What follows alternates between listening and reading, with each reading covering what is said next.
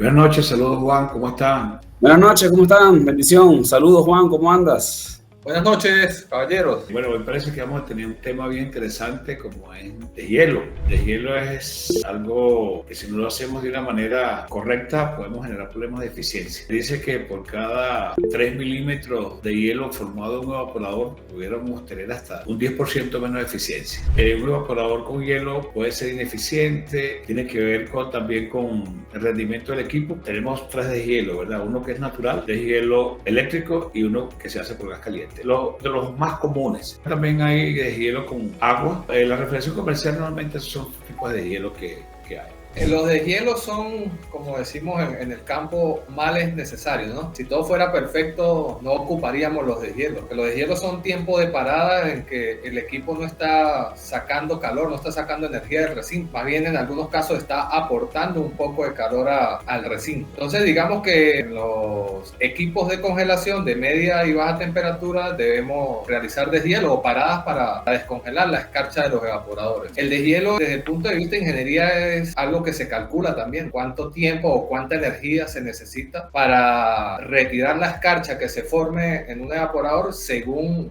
las aperturas de puerta, la humedad que entra junto con el aire cuando se abre la puerta, adicionando la humedad que trae el producto como tal, ¿no? Entonces, como usted lo menciona, básicamente los 3 tipos de hielo que ocupamos en la refrigeración comercial, porque en la industrial ya se usa el deshielo con agua, es el deshielo natural, donde solamente se apaga el sistema de refrigeración, siguen los ventiladores encendidos, o si es por convección natural, se apaga el sistema de refrigeración y se le da un tiempo prudencial para que descongele los evaporadores cuando no tienen ventiladores. Y cuando tienen ventiladores, pues se apaga la unidad condensadora y los ventiladores siguen encendido. Adicional a este, pues está el deshielo eléctrico y el deshielo por gas caliente, que tiene, digamos, su manera de programarse. No es un estándar donde usted diga todos los equipos lo vamos a poner a descongelar cada cierto tiempo, por tanto tiempo, sino cada evaporador y cada recinto se le debe hacer un seguimiento para programar y poner a punto el deshielo. ¿Cómo programa usted de repente los deshielos cuando son por ventilación forzada, o cómo programa o cómo usted hace para definir tanto tiempo de deshielo cada cuánto tiempo en su equipo? Cada evaporador, cada configuración que tenga, la cantidad de hielo que se le forme, eso va a depender. O sea, no hay un estándar, como tú lo acabas de decir, para cada evaporador. La mayoría coinciden, ¿no? Pero hablando un poco de los deshielos, cada evaporador, si cuando es por descarche natural, tienes que darle el tiempo prudencial, la cantidad de descarche necesario, dependiendo la acumulación de hielo que se te forme en el tiempo de refrigeración. Eso va a tener un tiempo único de descarche, ¿no? Calculado por horas de estar en la obra, que es la manera que nosotros lo hacemos, pues. En el caso, por ejemplo, de los supermercados, donde yo tengo, en teoría, un motor de media temperatura trabajando más o menos con una diferencia de -10, que es lo que se utiliza. La refrigeración de media temperatura está aproximadamente a -10, la temperatura de evaporación. Y eso tienes que mantenerlo para asegurar eliminar la carga térmica. En esos casos, a veces tú puedes ver que en temperaturas comerciales, o sea, temperaturas que van de 1 a 8 grados aproximadamente, vas a tener que utilizar descarches eléctricos aún estando sobre cero. O si es gas caliente, deshielo con gas caliente, pero porque el rack tiene que mantener una temperatura de evaporación que va a estar siempre abajo. Entonces no hay manera de hacer descarche natural. Sería, tal como lo dijo Juan, una de las cosas importantes, por ejemplo, lo que yo recomiendo, cuando tú haces una inspección visual, tú le das un tiempo determinado, porque la mayoría de los programadores comerciales traen algunos tiempos por defecto. Una vez que tú veas que descarche se realizó, chequea a qué temperatura terminó ese descarche y lo que tú viste, cópialo. Entonces tú le dices al programador, mira, si la temperatura en este sensor son 10 grados, termínalo, o sea, lo que tú vistes. Cuando usamos controladores con doble sonda, que es para finalizar el deshielo y donde hacemos el mal necesario, que es el deshielo de manera eficiente, es terminarlo por temperatura, como dice el ingeniero. ¿Cómo lo hago yo en campo? Cada cuarto frío, cada túnel o cada equipo de media o baja temperatura cámara es único. ¿Por qué? Porque las condiciones fuera de la cámara son distintas para cada una. Al abrir usted la puerta no es la misma humedad relativa que entra a la cava cuando usted tiene una precámara o cuando no la tiene, o cuando el sitio donde está la cámara está climatizado, hay menos humedad relativa. ¿Qué debemos hacer o qué hago yo? Hacerle seguimiento al deshielo. En el punto más crítico, que es cuando ingresa la mercancía que viene de afuera del recinto, que no está refrigerada o que está refrigerada pero que trae cierta cantidad de humedad, allí es donde nosotros como técnicos tenemos que hacer nuestro trabajo, estar pendiente del cuarto frío cuando le metemos la mercancía, y por lo menos cada una hora debemos entrar a ver el difusor, cómo está la escarcha que se está formando en el difusor. Vemos que lleva una hora de trabajo y ahí aún no hay una escarcha significativa, lo dejamos trabajar, vamos a las 2 horas, tampoco hay escarcha, 3 horas, ya se está formando una escarcha. Eso también depende mucho de la cantidad de aletas por pulgadas que tenga el difusor, de la humedad que traiga el producto. Otro punto importante es que no debemos dejar que esa escarcha pase de líquido a vapor, porque lo que estamos haciendo es generarle una carga térmica al cuarto frío. La escarcha está en estado sólido, ¿verdad? Lo calentamos a cierto punto para que nos pase a estado líquido y poder drenarla y sacarla del evaporador. Pero si la calentamos de más, esa escarcha que pasamos a estado líquido, la calentamos mucho, se nos va a pasar a vapor, y ese vapor va a tender a irse a los lados más fríos que tenga cerca, como es el techo de la cava, la rejilla de los ventiladores, las aspas de los ventiladores, y eso es una carga térmica que estamos adicionando. O sea, ese punto de la temperatura de fin de deshielo es muy importante. Por experiencia, que no hay manera de comparar un reloj Paragon a menos que tenga los implementos de seguridad que se han conocido toda la vida, que funcionan con sus clickson que traen originales, con un controlador electrónico, porque el controlador electrónico te brinda todas esas bondades. De hecho, yo no conozco mucho Fulgate, tú eres más especialista que yo en Fulgate, pero en el Ictech, que es la marca que yo manejo ahorita mucho, trae 3 sondas, porque también te dice que si durante ese trabajo que tuvo tu equipo hubieron aperturas innecesarias, fue una carga distinta, la humedad se excedió porque el producto llevó más humedad, puedes hacer una comparación tanto en el aire de entrada, el aire de salida y la tubería de retorno, la temperatura a la cual está, y si ese delta T es mayor a la cantidad que tú consideres, por lo menos si tú tienes un evaporador con un delta T de 7, de 8, y ese aire no está saliendo a 8, sino que está saliendo con un delta T de 15, tú puedes también generar un descarche bajo demanda, lo que llamamos un descarche bajo demanda.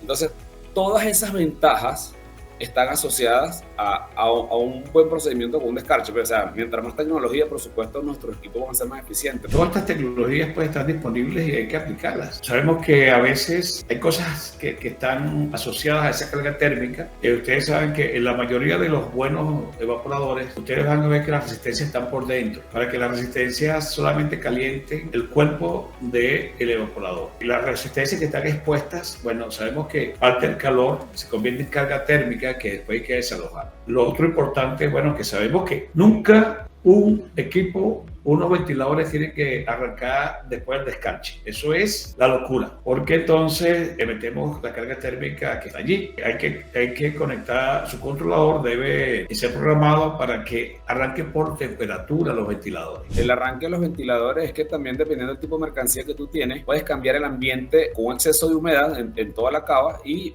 puedes cambiar las propiedades organolépticas del producto, y sobre todo cuando trabajas con mercancía que tiene que estar seca. Eso hay que tener mucho cuidado con la temperatura de arranque. Primero hay que enfriar el evaporador, y una vez que el evaporador tenga una temperatura mínima, se logran encender los ventiladores para que eso no ocurra. Vamos a entrar en un tema que tú eres especialista: descarche por gas caliente. ¿Cómo debemos hacer un descarche por gas caliente? ¿Cuáles son tus recomendaciones? Si hablamos de eficiencia energética, no hay una opción mejor para el deshielo que el gas caliente. No sé, que aquí en Venezuela no estamos acostumbrados a ese tipo de deshielo por gas caliente, pero en otros países el único tipo de deshielo que aplican, porque es mucho más económico, hablando del costo de la energía, que un deshielo eléctrico. ¿Cuáles son las recomendaciones? Bueno, sabemos que esa línea también se debe calcular, la velocidad del refrigerante en vapor, por esa línea se debe calcular. Debemos tener una solenoide, hay que hacer un arreglo, no es simplemente lanzar un tubo y ponerlo allá en el evaporador después de la válvula de expansión. Tiene que existir unas válvulas check, tienen que existir una válvula reguladora de presión de Carter, digamos, para disminuir la carga que le llega al compresor y no sacarlo de su marco operativo, porque al descongelar por gas caliente, bueno, sabemos que el flujo de refrigerante es mayor, el consumo eléctrico aumenta de los compresores y pueden sufrir si no tienen esta válvula que limita esa cantidad de refrigerante que va a pasar por el compresor al momento del deshielo por gas caliente. En sistemas grandes, obligatorio debemos tener un acumulador de succión cuando aplicamos un deshielo por gas caliente, porque recuerden que en esos casos el evaporador pasa a ser un condensador, porque metemos gas caliente en vapor, allí se va a enfriar, se va a condensar y va a regresar en mezcla al compresor. Digo, había un arreglo importante que usted manejó durante mucho tiempo, que no se usaban válvulas KBL, pero se usaba una válvula de inyección de aguja regulada para regular la entrada de refrigerante al evaporador y los equipos no sufrieran ese cambio en el marco operativo del compresor. Háblenos un poquito de eso. Recuerde que una válvula de aguja es una reguladora de caudal. O sea, las válvulas normalmente, sabemos que tenemos válvula de bola, de compuerta, de mariposa, y cada válvula tiene un uso específico. La válvula de aguja es una válvula que te permite regular caudal sin grandes pérdidas. O sea, si yo tengo un equipo 1 a 1, solamente se justifica hacer un deshielo con gas caliente si, y eso yo lo he visto sobre todo en algunos equipos nacionales, que la resistencia del evaporador consume más que el compresor, y eso es una de las ventajas. Entonces, lo primero que tenemos que hacer es igualito, recoger refrigerante cuando ya la presión está bajita, es que vamos a inyectar gas caliente. Pero el gas caliente donde funciona mejor, por ejemplo, en máquinas de hielo no tiene sustitutos, sobre todo en las industriales, pero cuando tenemos sistemas en paralelo, porque siempre vamos a tener gas disponible, caliente disponible, y digamos que no vamos a tener un consumo energético adicional, porque simplemente lo que tengo que agrupar la cantidad de evaporadores que tengo que deshielar simultáneamente, y entonces, bueno, mientras enfría el sistema en otra parte, produzco energía térmica para deshielar.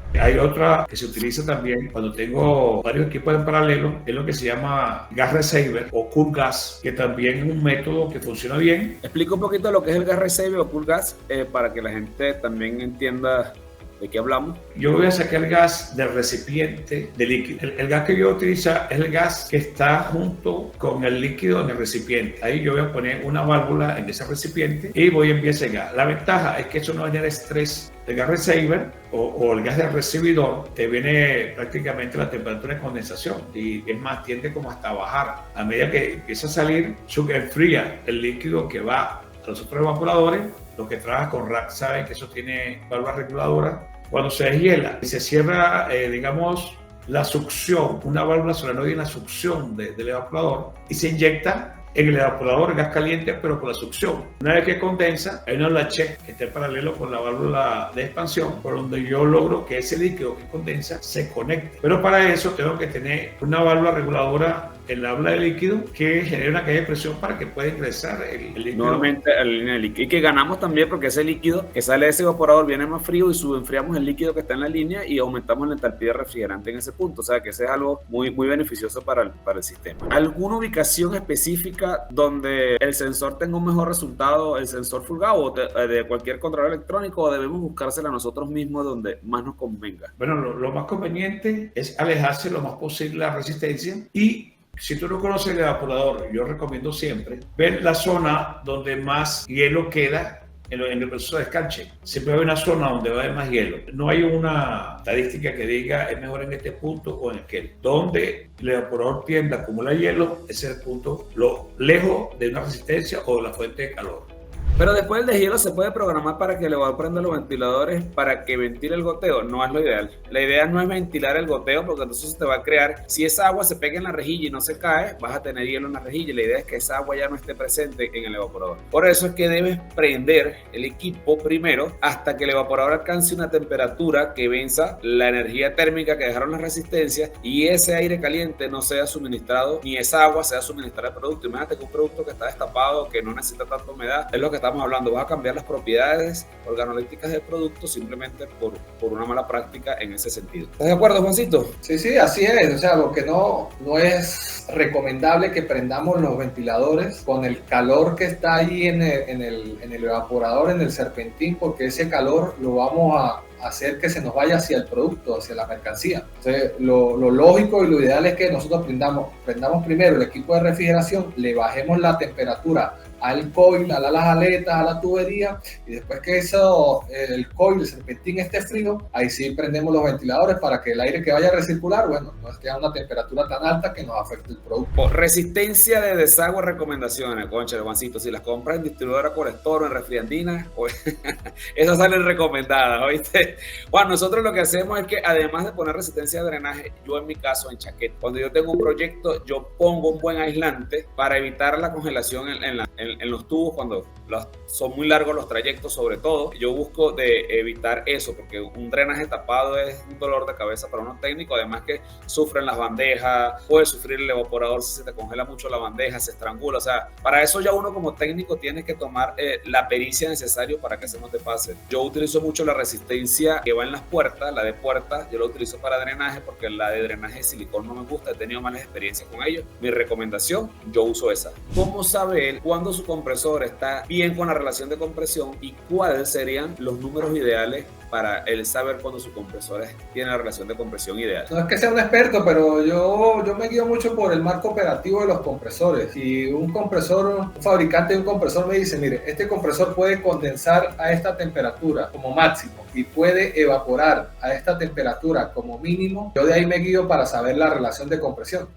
Bueno, que en ese caso, pues, para mí no veo necesario calcular la relación de compresión porque yo estoy dentro de parámetros que me dice el fabricante. Por ende, no veo que sea riesgoso operar un compresor siempre y cuando sea dentro del marco operativo. Tío, yo sé que usted va a agregar algo, así que díganos. Sí, vamos a agregar algo. Mira, hay algunas relaciones recomendadas. Primero que nada, quiero que todos estén conscientes de que la presión de compresión es la presión de alta, pero para eso tenemos que utilizar medidas absolutas. ¿Qué significa eso? Que la presión manométrica que usted tenga en su manómetro, usted tiene que agregarle la presión atmosférica a la que usted esté, a la altura que usted esté, ¿no? Y esa presión de alta usted la debe dividir entre la presión de baja manométrica más la presión que usted tenga en esos puntos, la presión atmosférica. Son presiones absolutas. Hay una tablita por allí que yo a todos los que están conmigo se las muestro, donde con R2210 amoníaco 8, R134A 12, 507 o 404 14. Ese es más o menos lo que se estila como referencia, porque acuérdense que el problema de la alta relación de compresión es que nos eleva la temperatura de descarga del equipo. Lo más importante de esto es conocer el marco operativo, diagrama envelope, como ustedes lo quieran llamar, pero esos datos son para aplicarlo. Pues, respetando los límites de aplicación, nosotros garantizamos un funcionamiento óptimo del sistema. Una de las desventajas de realizar defrost por gas caliente, nos pregunta Francisco Rodríguez, es que el compresor tiene mayor desgaste, tanto eléctrico como mecánico. Ya que no detiene, esto acorta la vida útil del mismo. Mira, yo tengo equipos que descarchan por gas caliente 20 años. Yo creo que eso va a depender del cuidado, no tanto de que tú tengas en el descarche, sino el cuidado que tú le des a tu equipo en tu tiempo de refrigeración. Yo creo que es el más importante. Porque un descarche por gas caliente tú lo haces en 15, 17 minutos, cuando mucho 21 minutos. O sea, el tiempo que él trabaja descarchando no es ni siquiera un octavo del tiempo que él trabaja en refrigeración. Hay que tomar en cuenta esa variable. O sea, yo creo que a veces le hacemos más daño cuando estamos en la parte de refrigeración, que no cuidamos los componentes, que le seleccionamos mal, que no le damos un buen subenfriamiento, que no le damos un buen sobrecalentamiento, que no echamos aceite bueno. Yo creo que ahí es donde viene más que todo las deficiencias que pueda tener un compresor. Muchachos, muchas gracias por los apoyos. Recuerden seguirnos, compartir esto si les gustó. De verdad que nosotros, wow, cada día más emocionados, cada día más gente conectada, muchos profesionales. Para nosotros sigue siendo un orgullo estar con ustedes todos los miércoles. Expedición Frío, muchachos, no se lo pierdan. Recuerden que las personas que están en Valencia se pueden inscribir con la gente de El Lobo Ártico y nuestros amigos de Neveval en Valencia, ¿ok? Se pueden inscribir con ellos. Los que están en Caracas pueden ir a la agencia de Subit, de la tienda que está en Katia Subit, y con nuestra amiga la chapucera mayor que está conectada aquí, Wilmary Río, ¿ok? Se pueden conectar con ella, que vamos a llevar a cabo esa gira de Expedición Fría el 15, 17 y 19 en octubre. Pero sí estamos muy pendientes de llevar esa experiencia a toda Venezuela, siempre y cuando Dios por delante nos lo permita. Estamos con eso, ¿ok? Muchachos, de mi parte doy por finalizado este vivo de hoy. De verdad que, como siempre, agradeciéndoles por estar presentes. Esto no sería posible sin ustedes, así que buenas noches de mi parte, los quiero mucho. Apliquen las técnicas, buenas prácticas. Feliz noche, mi gente, saludos. Síguenos y suscríbete a nuestro canal de YouTube